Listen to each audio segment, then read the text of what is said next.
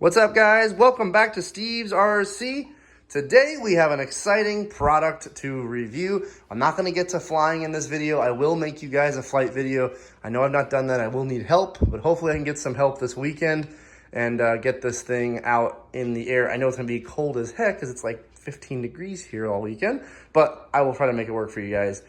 That said, this is the new E-Flite 1.5 Focke-Wulf. If you're here, you know what it's all about. You know that it's awesome. People have talked about this for a while now. I'm not the first one to get one, obviously, but guys, am I excited. I am a warbird guy. I love German warbirds. I've got a giant Suka. I've got a giant Focke-Wulf, and now I have my everyday Focke-Wulf.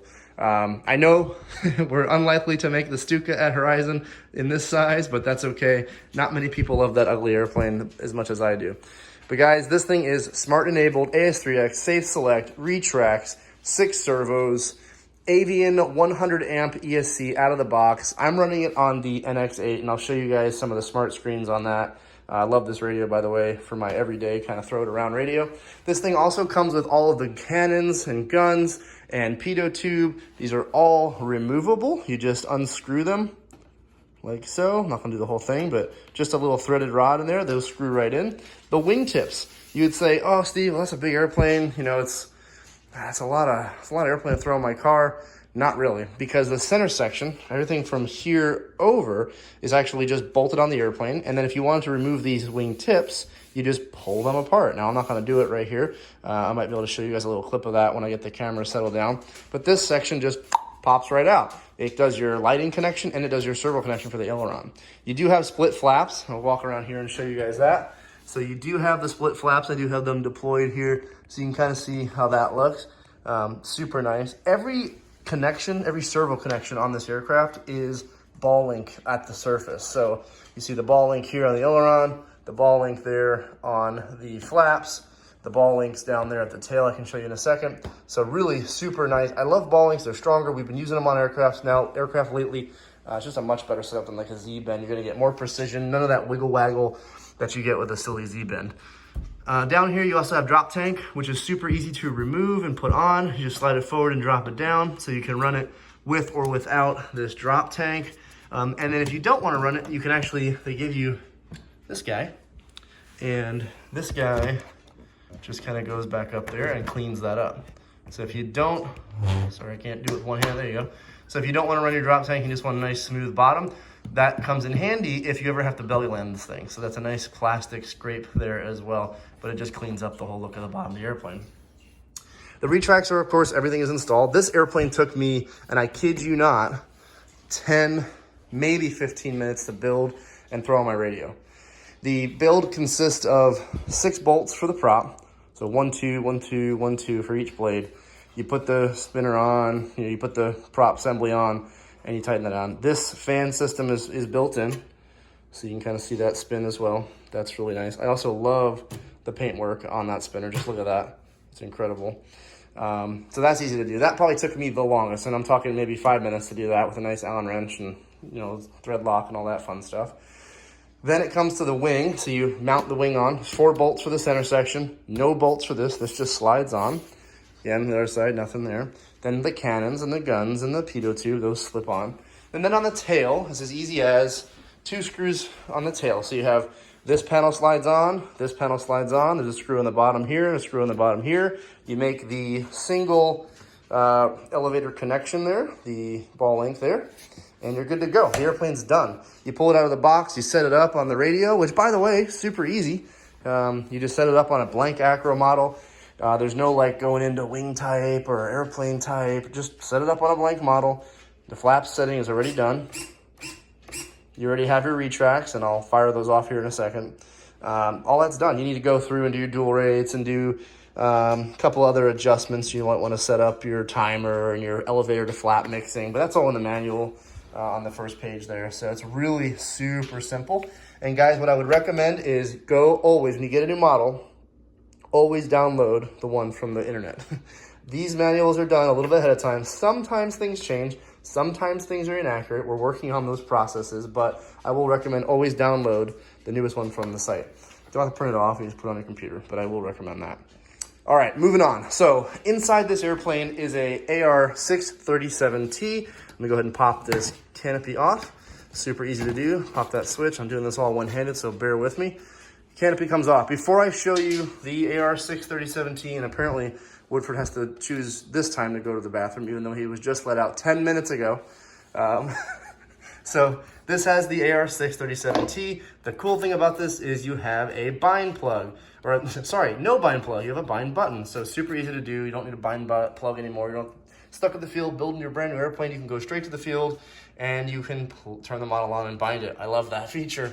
But before I get to that, let me show you guys one really, really, really cool, but you don't even see it, feature. This canopy is plastic lined. You may have seen this in other videos if you're super into the Focke-Wulf, but look, that whole edge is plastic. The whole edge, including the stuff in the front, is all plastic. Why is there plastic there? Not to make it more expensive. Why is there plastic here? Well, if you go out to my garage or go into your garage and you have a foam airplane, you will find every model that has a canopy on it has dents, dings, missing paint, wrinkles, you name it, all throughout this section, all throughout where the canopy especially connects into the front of the aircraft. So what we've learned over the years is that now you can take this canopy, throw it on here, and now you're making the connection between plastic and plastic, plastic and plastic everywhere, so you don't get that issue. So even if you drop your canopy on the ground, I've got a hard plastic liner. So guys, that right there is gonna save you and make your model look nicer for a lot longer. Really cool little feature. Anyway, getting back into the meat of it, AR637T, great receiver, smart enabled. I'm running a smart 6S 5000 30C. This thing's gonna give me all of the smart data back to my radio, and I will show you that momentarily. That's the hands-free connection down there, not this big black thing. That's a ferrite ring. This is the hands-free connection where the wing plugs into, so don't worry about that. Tons of battery. You can run a 3200 to 7000, I believe. Probably can squeeze in more in there if you want. Look at the size of that battery hatch, guys. And it's on a tray system. So you get this tray out here and you can pull your batteries in and out. So it is on the standard tray system. I do love that. It's honestly easy to get it in and out. So if you don't have multiple 6S 5000s, you can just kind of pull the Velcro and slide it in and out. That's kind of how I have this just sitting in here for now. I got to put Velcro on the battery. But tray system, 6S 5000, great setup. Tons of room inside of here, by the way. I got small hands, but tons of room. There's ample room to move around. You're not gonna rub your hands on this and ding up the foam. So really nice move by the E-Flite team. Incredible design there, where it's really gonna help people keep the life of their model looking better. So let's do a couple things. Let's look here at the smart screen. So on my NX8, I've got just a blank model here. So you scroll from the main menu, you're gonna get a couple things. Let me get that other light out of the way. Let me go back to the front here. Well, you're gonna get a lot. So here's our main screen. I'm scrolling to one to the right. We're gonna have our monitor. Then we're gonna have the flight log. Then we're gonna have just our min-max receiver menu. And then we're gonna have our ESC min-max. So this is all of the data, and I apologize it's pulsing, that's just the way it's gonna have to look. You're gonna have RPM of the motor, the voltage of the battery, the FET temperature of the ESC, the BEC temperature, and also the minimums are on the left and the maximums are on the right. So that's kind of your nice little, just a menu to look at. If you've seen this stuff, guys, skip ahead, but for those of you that haven't seen the smart stuff, it's really cool. You also get this screen, which is just ESC status. You're gonna see the battery. Again, you're gonna have the RPM as well. Your motor current, you can kind of see what kind of current you're pulling and all that. So if you're really doing a lot of speed dives and runs, you may want to check that out a little bit. But overall, that's where you're going to find that information. And then you just have another view of the battery. So this battery is brand new. I actually got this in a pre-order combo with this that Horizon's done. So you can no longer get it, I don't think, but you could have saved a good bit of money on that. So always get your pre-orders in. But this has no cycles, shows you a little bit of the imbalance of each cell, which is very small, 20 millivolts. And then the current I'm pulling, which I'm pulling none, and the temperature, which is currently in Celsius because I've not converted this radio over to Fahrenheit. But really nice information there. You've got your battery. See all my cell data. You can see some of the imbalances there. But the battery is roughly in balance. I mean, that's a very small imbalance there. And of course, if you had more cells, more data, you'd come out here and see that too. You also have AS3X settings. You will be able to do your AS3X adjustments on the radio, so you can kind of see where the gains are sitting and make adjustments. Not through this menu, I don't believe, but you'll be able to do that inside this, which would be under forward programming. So guys, once you're in forward programming, I'm just gonna hold on to the prop here just in case. So now we are inside of the AR637, and we can then go to gyro settings, and then we can go into safe select, and we can change the flight modes, AS3X, we can do what each thing does. So I won't do this now, guys. This is a very cool feature. Forward programming allows you to have full control over your system. If you just wanna run this model and you wanna turn AS3X off and see how poor or less awesome the model will fly without AS3X, it won't fly poorly, it'll just fly less awesome. You can turn it off. If you want safe select on or off, you can turn it on or off. There's no funky holding sticks, and you just go. Do it all in here, really nice. So that doesn't make you wanna make that purchase, then I don't know what will. So that's inside, that's all the smart menu. So that's really nice to have. If you're not sold on smart yet, I'm sorry, you're missing out. It's just one of the coolest things. Let's go ahead and swing this gear. What do you guys think, huh?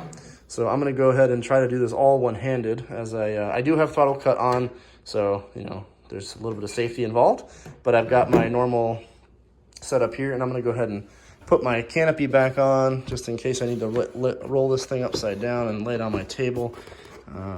This is where I wish I had an assistant at times, and the dog doesn't have opposable thumbs, so I apologize for that. So guys, let's go ahead and cycle that gear. Stand by. All right, and we're back. So let's go ahead and cycle our gear here.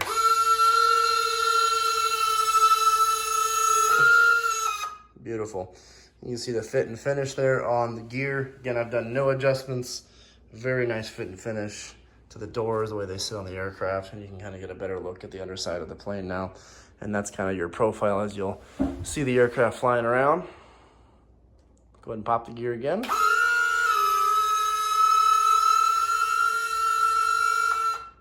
Really nice setup, fairly quick, very accurate sounding. And of course we can run our flaps up and down here. Show you that setup. And then I can just kind of wiggle rudder for you guys. I know this isn't a flight video, and I apologize, we will get that out. But also, this is just too cool of an airplane. I had to do a quick video for you guys on this. So, all right, so we got her back on her feet. I just want to show you guys a couple more things. So there is obviously suspension within this, so harder to do because, you know, when you push straight down on the wing, you're actually pushing pressure forwards, not down. But if the aircraft were to be in a landing position, those will hold up nicely. I have seen this thing take aggressive landings, and it handles it very well. One of the hardest things to get right on a Focke-Wulf is the stance. Right, you see that stance there with the feet that are kind of coming in. And then also making sure that the gear is strong enough to handle, you know, less than stellar landings, as we all are not the best pilots sometimes, but these landing gears seem to be holding up great. Of course, I've not landed this one. I will show you guys some landings, but everything that I've seen from development process to influencer videos on YouTube, these landing gears are rock solid, so nothing to worry about there. All right, guys, I just wanted to say thanks for tuning in. Don't forget to like and subscribe. I really appreciate it. This channel's grown up so quickly. I know I'm only at 1,600, but I appreciate every single one of you for tuning in at the time of this video and in the future. Don't forget to check out the E-Flite Focke-Wulf 1.5 at horizonhobby.com or your local retailer. I'll put a link in the description. I can't play in the affiliate game because that would be a little awkward at Horizon since I work there. So make sure to check out other influencers like the RC Sailors, Pilot Ryan. You know, there's a bunch of them out there. Please join to check out their videos too. Click on their links and support those guys. I just do these videos for fun and to give you guys a different angle from someone on the inside who's also deeply passionate about the RC industry. So guys, thanks for tuning in. Take care, stay warm, and I'll see you guys on the flight video. Have a good one.